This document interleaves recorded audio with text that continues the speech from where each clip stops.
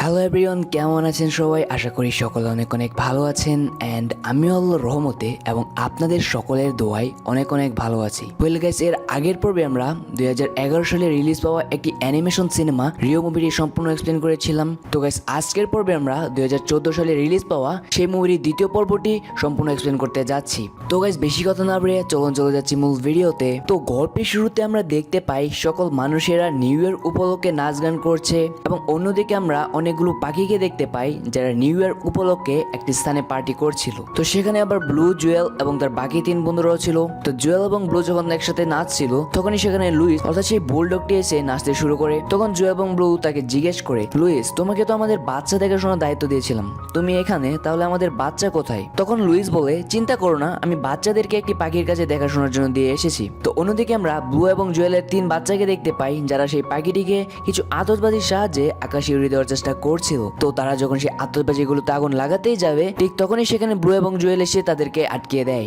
কিন্তু হঠাৎ ব্লু এর দ্বারা ভুলবশত সেই আতশবাজিগুলোতে আগুন ধরে যায়। তখন ব্লু সেই পাখিটিকে সে আতশবাজি থেকে মুক্ত করতে গিয়ে নিজে সেখানে ফেসে যায় এবং সে আতশবাজির সাথে ঝুলতে ঝুলতে আকাশে গিয়ে ব্লাস্ট হয় এবং নিচে তার পরিবারের কাছে এসে পড়ে। কিন্তু এরপর ব্লু তার ফ্যামিলির কাছে এসে অনেক খুশি ছিল। তো এরপর তারা সবাই মিলে আকাশে জ্বলতে থাকা আতশবাজি দেখতে দেখতে নিজেদের নিউ ইয়ার পার্টি সেলিব্রেট করতে থাকে। ওয়েল, অন্যদিকে আমরা লিন্ডা এবং ডক্টরকে দেখতে পাই যারা দুজনে একে অপরকে বিয়ে করে নিয়েছে এবং তারা একটি নৌকোয় করে অ্যামাজনের জঙ্গলে এসে পাখিদেরকে শিকারীদের জাল থেকে মুক্ত করছে। ওয়েল, তারা যখন একটি পাখিকে মুক্ত করে সেই রাস্তা দিয়ে যাচ্ছিল, সাডেনলি তাদের সামনে একটি ঝর্ণা চলে আসে। তখন তারা তাদের নৌকো সহ ঝর্ণা থেকে নিচে পড়ে যায়, যার কারণে তাদের নৌকোটি ভেঙে যায়। কিন্তু তখনই ডক্টরের কাছে একটি নীল রঙের পালক উড়ে এসে পড়ে। ডক্টর তখন সেটিকে চেক করে এবং সে বুঝতে পারে যে এটি একটি ব্লু ম্যাকাও অর্থাৎ নীল টিয়ার পালক এবং তারা সেখানে একটি নীল টিয়ার উপস্থিতিও লক্ষ্য করে এবং তারা অনেক খুশি হয়, কারণ যতটুকু তারা এবং পুরো পৃথিবী জানতো যে ব্লু ম্যাকাও কিন্তু পুরো পৃথিবী থেকে বিলুপ্ত হয়ে গিয়েছে। আর যতটুকু আমরা জানি যে ব্লু এবং জুয়েলি কিন্তু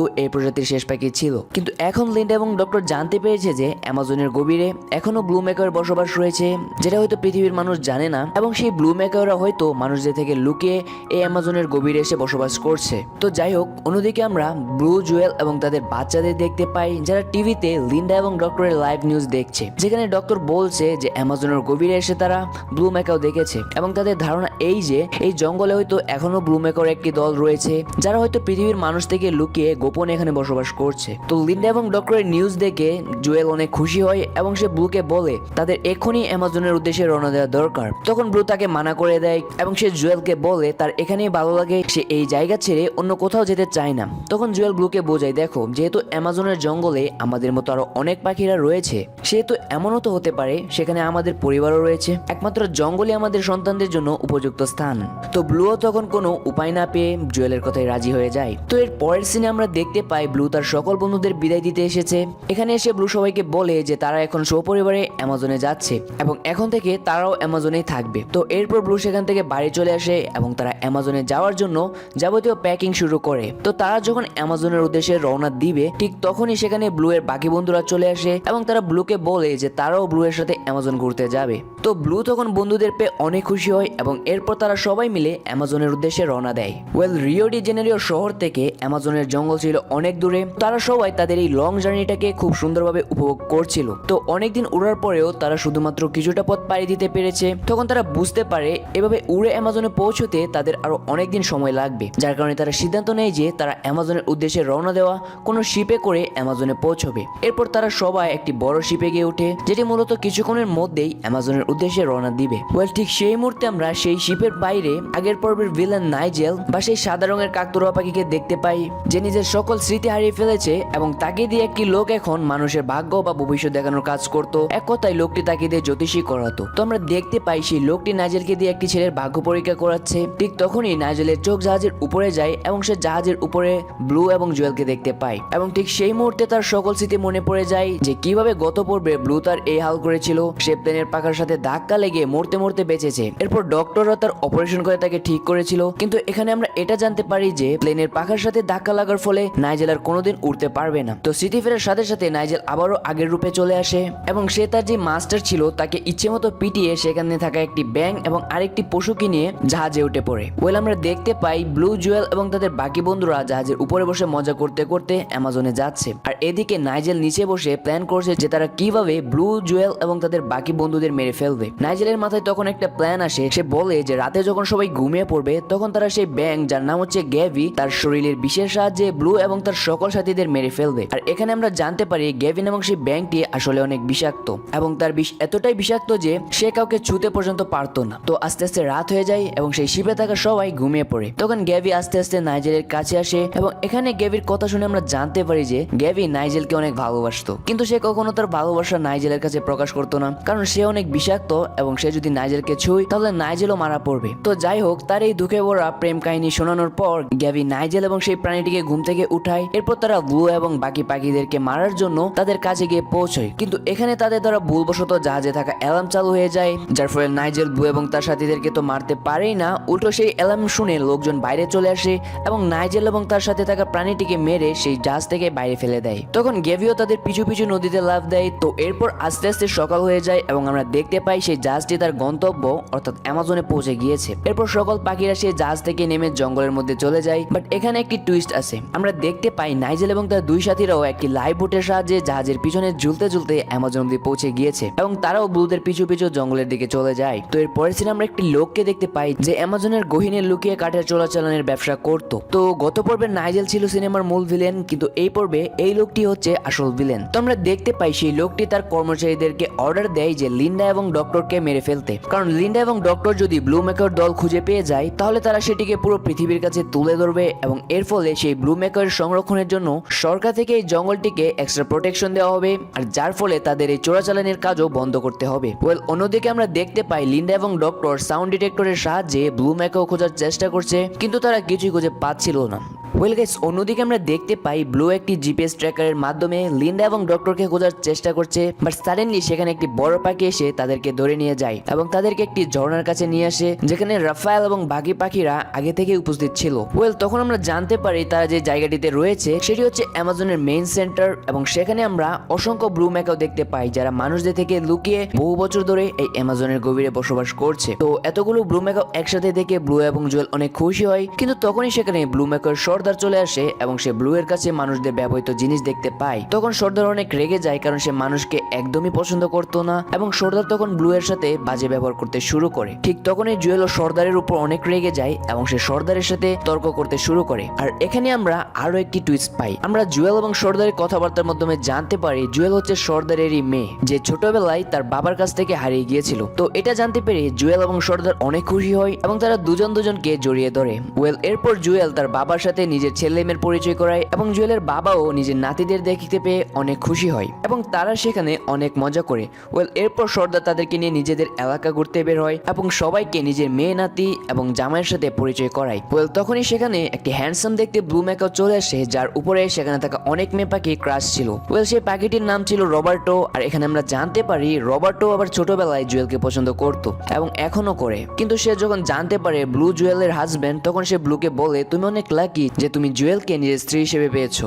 এবং এরপর তারা সবাই জুয়েলের বাড়ি ফেরার আনন্দে নাচ গান শুরু করে। ওয়েল, সেটা আবার নাইজেল দূরে দাঁড়িয়ে দাঁড়িয়ে দেখছিল এবং হাসছিল। তো অন্যদিকে আবার ব্লু এর বাকি বন্ধুরা জঙ্গলের মধ্যে একটি কার্নিভাল করার প্রস্তুতি নিচ্ছিল, কারণ কিছুদিনের মধ্যে ব্রাজিলের মধ্যে অনেক বড় একটি ফেস্টিভ্যাল হবে এবং যার কারণে তারা সিদ্ধান্ত নেয় তারাও জঙ্গলের মধ্যে একটি অনুষ্ঠানের ব্যবস্থা করবে। ওয়েল, এদিকে আবার রবার্টো জুয়েলকে নিজের বাসায় এসে থাকার জন্য ইনভাইট করে, কিন্তু ব্লু তখন রবার্টোকে না করে দেয়। তখন রবার্টো ব্লু এর সাথে টিটকারি মারতে শুরু করে, যার ফলে ব্লু রাজি হয়ে যায়। তো এরপর রবার্টো জুয়েল এবং ব্লুকে নিয়ে নিজেদের বাড়িতে আসে। তার বাসাটি ছিল অনেক বড়, যেটা দেখে ব্লু অনেক অবাক হয়ে যায়। তো জুয়েল তখন ঘুরে ঘুরে রবার্টোর বাসা দেখছিল, আর এই সুযোগে রবার্টো ব্লুকে বলে তুমি কোনো চিন্তা করো না, তোমার যদি কিছু হয়ে যায় তাহলে আমি একজন দায়িত্ববান বাবার মতো তোমার বাচ্চাদের দেখাশোনা করব। এটা শুনে ব্লু এর অনেক রাগ হয়, কিন্তু সে রবার্টোকে কিছুই করতে পারে না। তো আস্তে আস্তে রাত নেমে আসে। তো আমরা দেখতে পাই জুয়েল গান গেয়ে তার বাচ্চাদেরকে ঘুম পাড়াচ্ছিল, অন্যদিকে ব্লু বাইরে বসে বৃষ্টি দেখছিল। তখন জুয়েল ব্লু এর কাছে এসে বসে এবং ব্লু এর বুকে মাথা রেখে ঘুমিয়ে পড়ে। অন্যদিকে আমরা লিন্ডা এবং ডক্টরকে দেখতে পাই যারা নিজেদের তাঁবুর মধ্যে ঘুমিয়েছিল, কিন্তু হঠাৎ কোনো কিছুর আওয়াজে লিন্ডার ঘুম ভেঙে যায় এবং সে তাঁবুর বাইরে বিশাল একটি ছায়া দেখতে পায়। তো সে যখন সেটিকে চেক করার জন্য তাঁবুর বাইরে আসে, সে দেখতে পায় সেই ছায়াটি ছিল একটি বানরের। আর আমরা কিন্তু জানি সেই বানরটি ছিল স্মাগলারদের সাথী। তো সেই বানরটি তখন লিন্ডা এবং ডক্টরের লোকেশন জেনে যায় এবং সে সেখান থেকে চলে যায়। লিন্ডা তখন কিছু বুঝতে পারে না এবং সে গিয়ে ঘুমিয়ে পড়ে। তো পরের দিন সকালে যখন ব্লু ঘুম থেকে উঠে দাঁত মাজছিল তখনই সেখানে জুয়েল এবং তার বাবা চলে আসে এবং জুয়েল ব্লুকে বলে তার বাবার সাথে জঙ্গল ঘুরে দেখতে। তো ব্লু এতে অনেক খুশি হয় এবং সে তার সাথে একটি সাইড ব্যাগ নিয়ে যাওয়ার জন্য প্রস্তুত হয়ে যায়। কিন্তু জুয়েলের বাবা মানুষদের এবং তাদের জিনিসপত্র একদমই পছন্দ করতো না, তাই সে ব্লুকে ব্যাগটি খুলে ফেলতে বলে। যাই হোক, শ্বশুরের কথা কি আর ফেলে দেওয়া যায়, তাই ব্লু তার সাইড ব্যাগটি রেখে তার শ্বশুরের সাথে রওনা দেয়। তো অন্যদিকে আমরা ব্লু এর বাকি বন্ধুদের দেখতে পাই যারা জঙ্গলের মধ্যে অডিশনের ব্যবস্থা করছে। আর সেখানে অডিশন দিতে জঙ্গলের বিভিন্ন প্রাণীরা এসে হাজির হয়, কিন্তু সেখানে থাকা কোনো প্রাণী ঠিকমতো পারফরমেন্স করতে পারছিল না। তো অন্যদিকে আমরা দেখতে পাই ব্লু ম্যাকাওদের সর্দার বা ব্লু এর শ্বশুর মশাই তাকে অনেক রকমের পরীক্ষা করছে। আর এই পরীক্ষা নেওয়ার উদ্দেশ্য হলো সর্দার দেখতে চাই যে ব্লু এই জঙ্গলে টিকে থাকতে পারবে কিনা। বাট ব্লু তো ছোটবেলা থেকে মানুষের সাথে বড় হয়েছে, যার কারণে সে সর্দারের করার প্রতিটি পরীক্ষায় ফেল করে। এতে সর্দার অনেকটা আপসেট হয় এবং সে তখন ব্লুকে সাথে করে নিয়ে একটি ফল গাছে যায় এবং সে ব্লুকে বলে যে দেখো, এটি হচ্ছে সেই গাছ যে গাছের ফল খেয়ে আমরা এখনো বেঁচে আছি, কিন্তু এই জঙ্গলে এই গাছের সংখ্যা আস্তে আস্তে কমে আসছে। তো তারা দুজন যখন সেখানে কথা বলছিল তখনই সেখানে কিছু রেড ম্যাকাও অর্থাৎ লাল টিয়া চলে আসে এবং তারা সর্দারের সাথে টিটকারি মারতে শুরু করে। তো এখানে আমরা জানতে পারি ব্লু ম্যাকাও এবং রেড ম্যাকাওদের এলাকা ছিল আলাদা আলাদা। তো সর্দার তখন সেই রেড ম্যাকাওগুলোকে বলে দেখো, এটা তোমাদের এলাকা নয়, তোমাদের জন্য ভালো হবে যদি তোমরা এখান থেকে চলে যাও। তখন সেই রেড ম্যাকাওগুলো বলে ঠিক আছে আমরা চলে যাচ্ছি, কিন্তু মনে রেখো আমাদের এলাকায় যেতে তোমাদের না দেখি। এই বলে সেই রেড ম্যাকাওগুলো সেখান থেকে উড়ে চলে যায়। তো এরপর সর্দার ব্লুকে নিয়ে আরেকটি স্থানে যায় যেখানে গিয়ে তারা কিছু কাঠুরেদের আসতে দেখে যারা জঙ্গলে গাছ কাটার প্রস্তুতি করছিল। তখন সর্দার ব্লুকে বলে আমাদের অতি শীঘ্রই কিছু একটা করার দরকার। তখন ব্লু বলে তাহলে তো আমাদের লিন্ডার সাহায্য নেওয়া উচিত। তখন সর্দার তাকে জিজ্ঞেস করে লিন্ডা কে? তখন ব্লু সর্দারকে বলে যে তাকে ছোটবেলা থেকে বড় করে তুলেছে সেই হচ্ছে লিন্ডা। এটি শুনে সর্দার অনেক রেগে যায় এবং তাকে বলে কি তুমি কি পাগল হয়েছো? তুমি একটি মানুষের সাহায্য নিতে চাও? এর সাথে সর্দার আরো বলে মানুষেরা কখনোই আমাদের বন্ধু হতে পারে না, এরা আমাদের শত্রু, আর এই মানুষদের কারণেই আমরা পুরো পৃথিবী থেকে লুকিয়ে এখানে বসবাস করছি। এটি বলে সর্দার সেখান থেকে চলে যায়।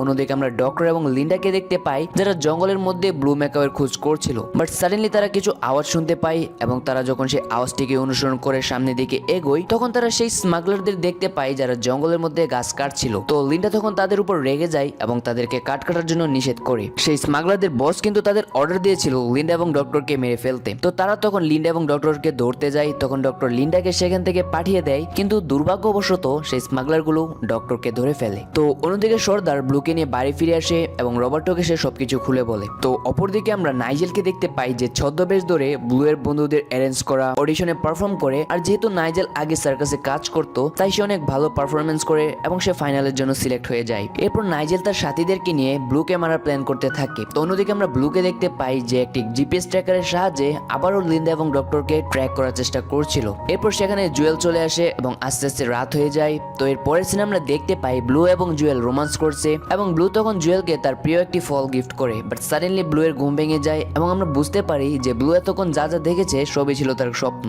তো ব্লু তখন জুয়েলকে ইমপ্রেস করার জন্য সেই ফল খোঁজার জন্য রওনা দেয় এবং সেই ফল খুঁজতে খুঁজতে রেড ম্যাকাওদের এলাকায় চলে আসে। তখন সেই রেড ম্যাকাওরা ব্লুকে চারদিক থেকে ঘিরে ধরে এবং তাকে বলে তুমি আমাদের এলাকায় এসে ঠিক করোনি, তোমাদের সর্দারকে গিয়ে বলে দিও যে আজকে তোমাদের সাথে আমাদের মরণপণ যুদ্ধ হবে। এরপর তারা ব্লুকে সেখান থেকে তাড়িয়ে দেয়। তো ব্লু যখন বাড়ি এসে সর্দারকে সবকিছু খুলে বলে তখন সর্দার তার উপর অনেক রেগে যায় এবং তাকে অনেক বকাবকি করে। তো এর পরের সিনে আমরা দেখতে পাই সকল লাল এবং নীল টিয়া পাখিরা একটি বড় জায়গায় উপস্থিত হয়। আর এখানে মরণপণ যুদ্ধ মানে মারামারি নয়, ফুটবল খেলাকে বোঝানো হয়েছে। আর এখানে চুক্তি করা হয় যে এই খেলায় যে দল জিতবে তারা জঙ্গলের সকল গাছের ফল ভোগ করবে। তো এখানে রবার্টো নীল টিয়াদের পক্ষ থেকে একটি টিম বানায় এবং খেলা শুরু করে। তো শুরুতে দুই টিমে অনেক ভালো খেলছিল। তো খেলা যখন প্রায় শেষ পর্যায়ে তখন দুই দলের সমান সমান গোল ছিল।